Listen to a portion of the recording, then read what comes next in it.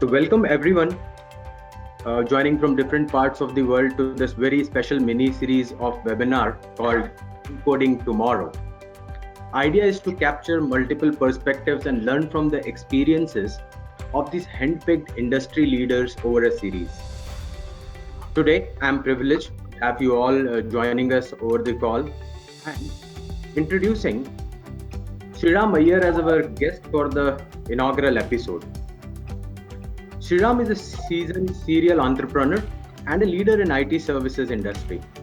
He is currently managing partner at Trantor Incorporation, which is his fourth entrepreneurial stint. Trantor is a leading software company with services across fintech, martech, and software product development space. It's headquartered at Menlo Park, California, with offshore service centers at India. By the way, I just love the name Trantor. This refers to the capital planet of Galactic Empire in this very iconic book series called Foundation series by Isaac Asimov. I must say it's a very thought through name, sir. Back to the discussions. Transformation, technology, and techie. These three T's, what happens to them in lights of COVID-19? Straight jumping into the topic, would like to invite you, Sriram, with a question, which is, how must organizations differentiate between the crisis management strategies here and now versus the long-term strategies? Over to you, sir. Well, thank you very much for that kind introduction, Ashish. And before I address your question directly, there are a couple of things that I wanted to touch upon. Firstly, let me say this, that our thoughts and prayers are for all those people who are in the direct path and directly impacted by this horrible pandemic. And secondly, then thank you for that reference to the Isaac Asimov Foundation series. So when my business partner Pradeep Bakshi and I started Trantor in 2012, we decided that we should continue the naming convention that we had back from our previous successful ventures like Second Foundation, Third Foundation, etc. But what I'd like to just quickly highlight here is that, as you mentioned about Trantor, it being the center of the universe in these series, what we like to believe is that, like how Trantor is supposed to attract stars, we like to believe that our colleagues, that is, the people that are with us in Trantor, are the stars that are attracted to Trantor and make the company what it is. But I can go on and on about Trantor. Rather than that, at this time, address the points that you have brought in. So let me move to that. So when we look at this situation between crisis and long-term, so essentially the short-term plan addresses the incident or the crisis itself, while the long-term plan is more focused on setting things right and enacting the protocols that need to deal with such situations in the future. So we have to remember that if a company has to weather a crisis effectively, no matter what kind of a crisis it is, it must always stay focused on its key objectives while remaining flexible to adjust.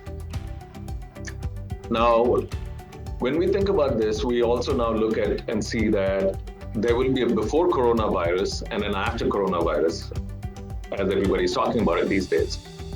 So while as leaders, we must focus on resolve and resilience while we get used to this working from remote and then also simultaneously overcoming these immediate obstacles, we also now have to start think about the return.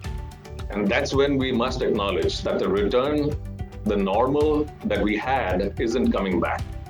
So for some companies, for instance, who had a focus on efficiency, now they may have to give way to a focus on resilience.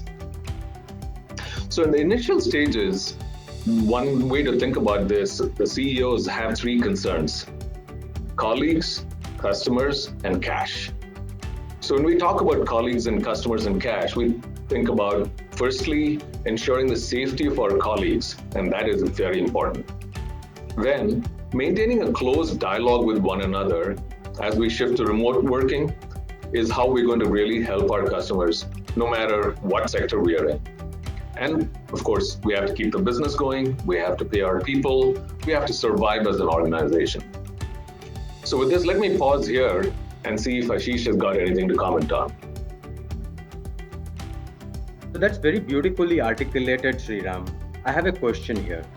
Could you please elaborate a bit on what you had in mind when you mentioned the concerns or points to be considered regarding colleagues? Right.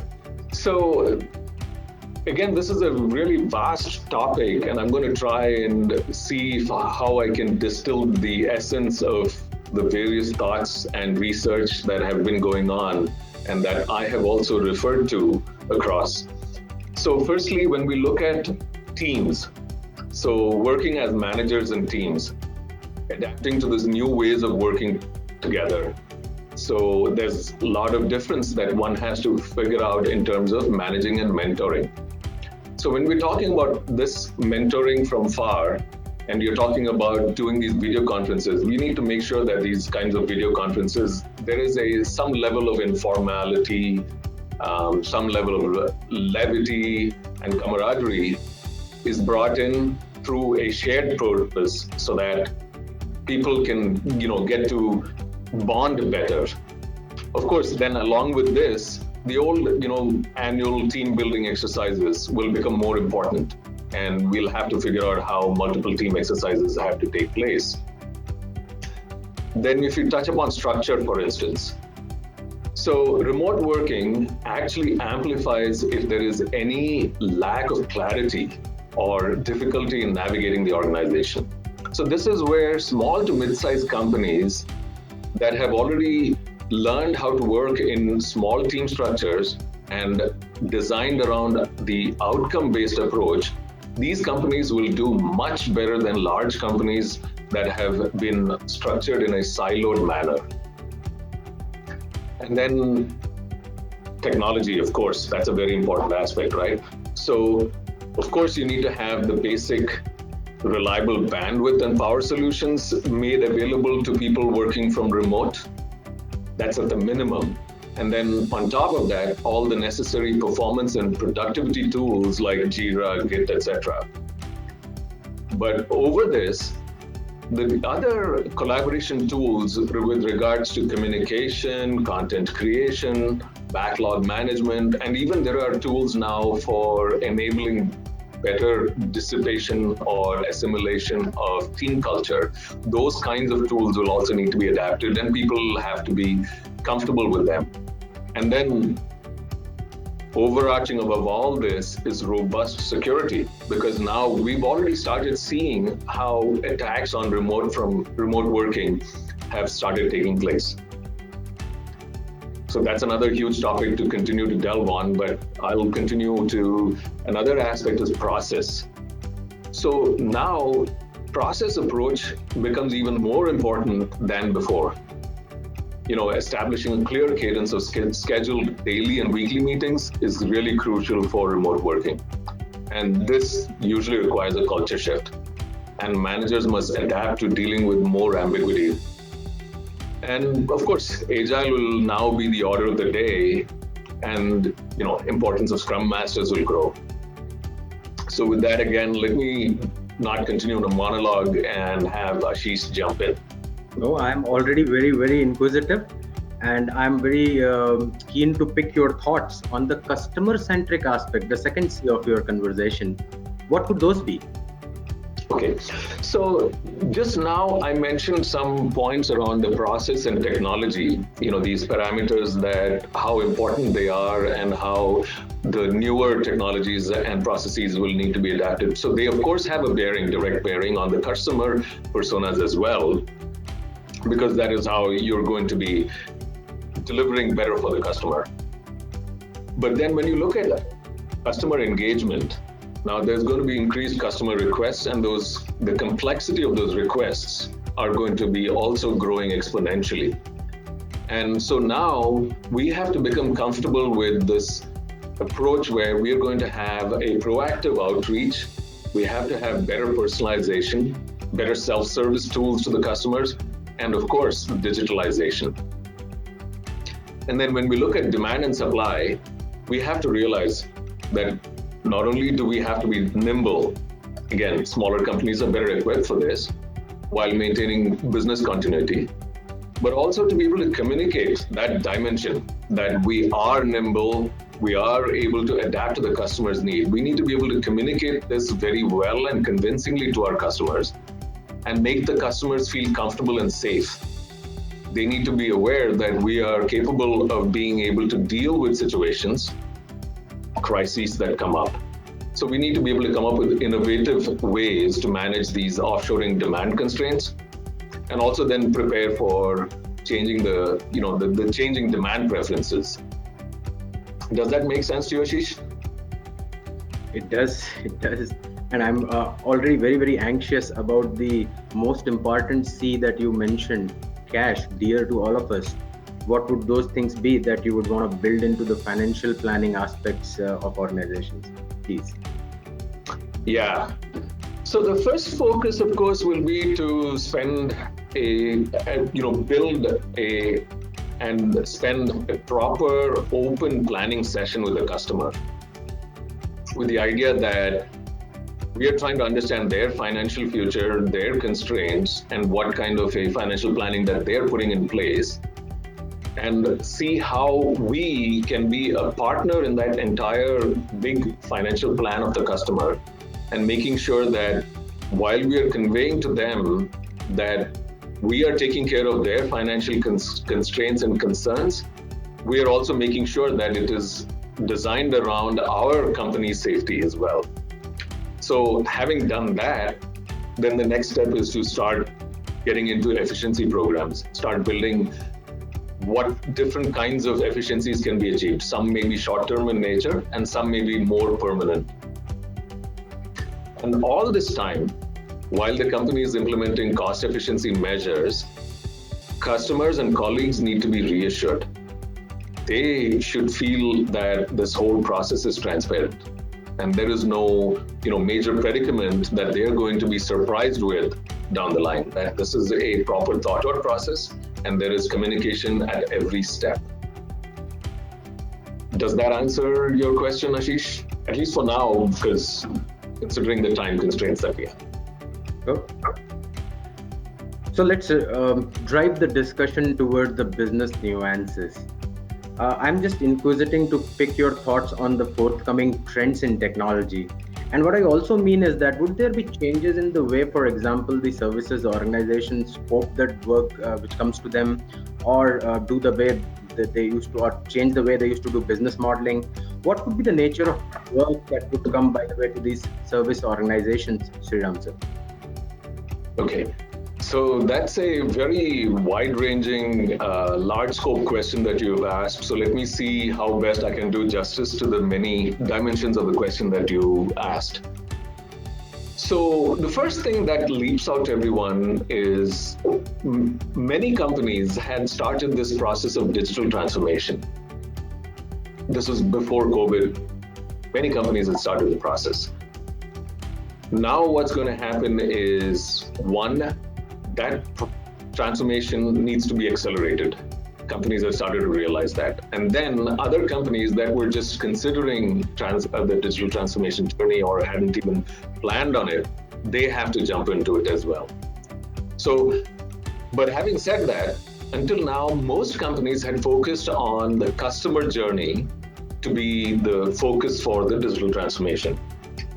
But what this crisis has now also exposed is that the employee is an equally important persona when it comes to looking at the digital transformation journey. So now the digital transformation processes and plans have to also include that persona, that how employees would be enabled to be able to be productive and grow with organizations in a very seamless digital fashion. And then another area which we've already started seeing a lot of growth is in the cloud development and deployments to the cloud. Obvious reasons, so I don't need to spend much time on that. And then some of the other areas which are going to be technically even more interesting and challenging is that now companies that are building software, both infrastructure as well as applications, will start to think about how to further lower the demand on the bandwidth requirement, especially considering the dispersed, remote working that is going to be taking place. For example, edge processing may become an even more important aspect of technology and the way that's going to be incorporated into the architecture. And then the security demands, both application as well as cyber internet security demands, those would scale up dramatically, and the need for robust security that's going to be staying ahead of attacks and threats, and constant, the learning for threat, to be aware of threats, that goes up.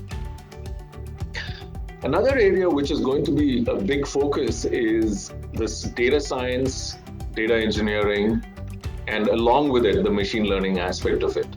So what I mean by that is now making availability of the data and then making decision-making as a, being data-driven decision-making. The importance of that becomes even more considering the amount of data that's going to be coming out from everywhere.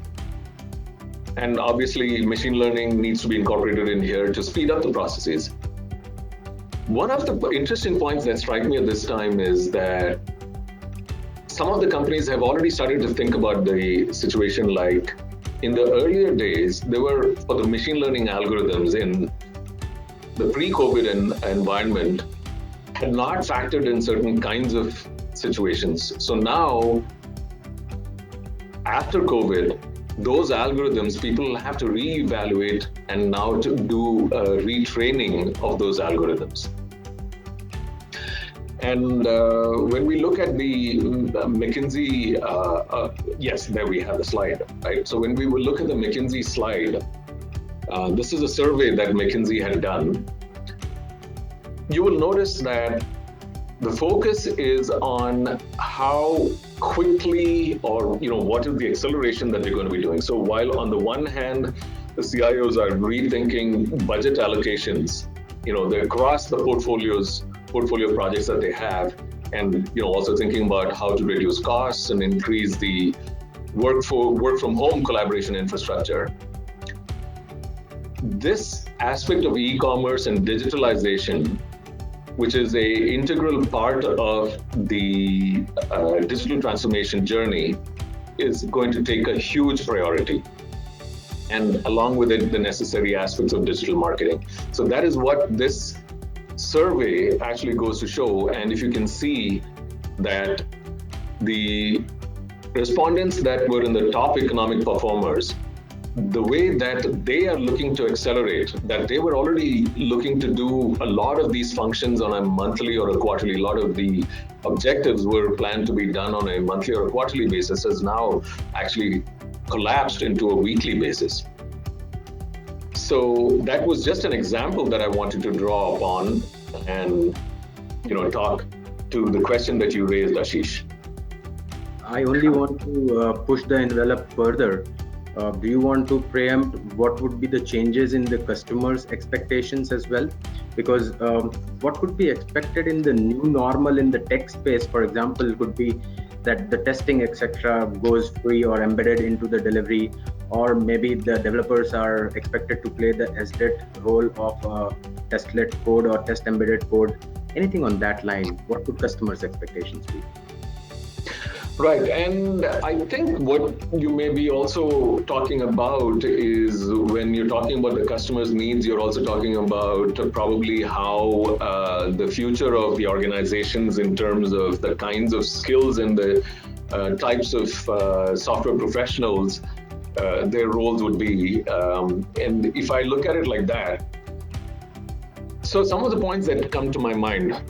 So while we're discussing these points, we have from the perspective of a tech company, especially of a software services company, we have to maintain, and we have to bear in mind that our industry is actually a downstream, meaning we are serving customers who chances are serving other customers, right? And so that means we have to know what our customers' needs are, and we have to adapt to their needs. And so their circumstances could vary drastically depending on their nature of their business parameters. So it would depend on what kind of customers, whether it's B2C, whether it's B2B, our customers, the geographies that they operate in, the laws under which they are, the competition that they face, etc. So based on that, a lot of these customers would expect that we are able to upskill ourselves and be joined at the hip with them to understand how dispersed. So this all comes, according to me, under the umbrella of personalization. And then if I take it to the other aspect of the question that you asked in terms of the roles that would become even more important for the software professionals within organizations like ours, the tech services or ITES companies. Of course, specialists in digital transformation, specialists in cloud engineering, DevOps engineers, but also there's going to be a fair amount of growth for data people who have specialization in data engineering or interest in data engineering, also machine learning. And then finally, people who have very savvy business skills that can be applied in a global dispersed economy. That's the best way for me to describe how the workplace changing or the workplace skills would change. So that leads me into another quick one. What type of work would be prevalent for outsourcing? What would be a candidate for outsourcing? What's your take on the software services business per se? Right. So in the near future, we do not see much of a change or not a drastic change in the type of work that gets outsourced. However, it's going to be interesting to see that there's going to be a lot of focus on automation, specifically, I would say, process automation. That's an area that's coming up right now. So the increase in outsourcing would be for processes that are now being done manually, repetitively, in a very mechanical fashion. Now the scope for robotic process automation or RPA is going to come up dramatically. So if you look at the businesses where it's a, let's say, HR company doing business process outsourcing, HR business process outsourcing, those kinds of places, there's going to be a significant growth in the outsourcing aspect, especially if you can show the value of how you're doing the automation. Does that answer your question? Very well and very encouraging. So now I'm very overwhelmed with the number of participants and a lot of messages coming out in form of questions. So Sriram, brace yourself for some impromptu answers and let me pick up a few questions from what I'm seeing as the posts which our colleagues are posting up.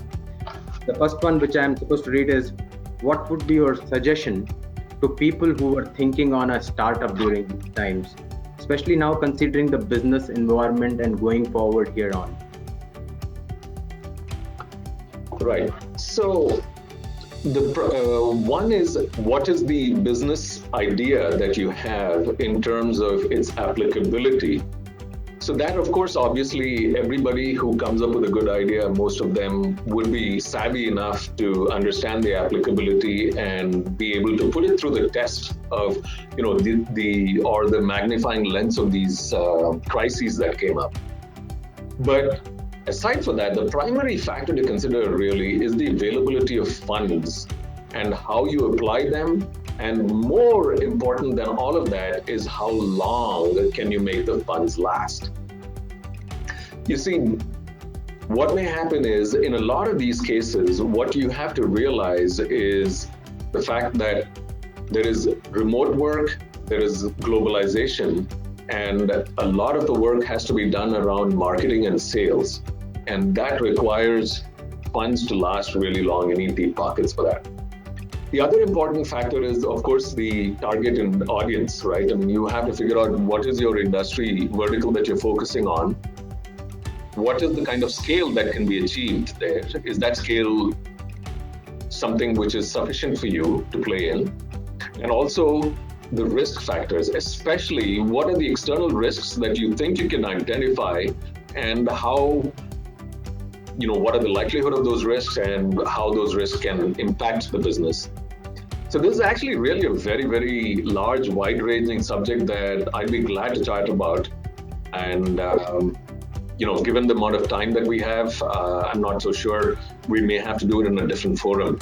So with that, I'll pause here for you, Ashish. Let me read out another one, which is on the popular demand. This is the messages for techies, and I'm embedding few of these, messages that I'm seeing into one.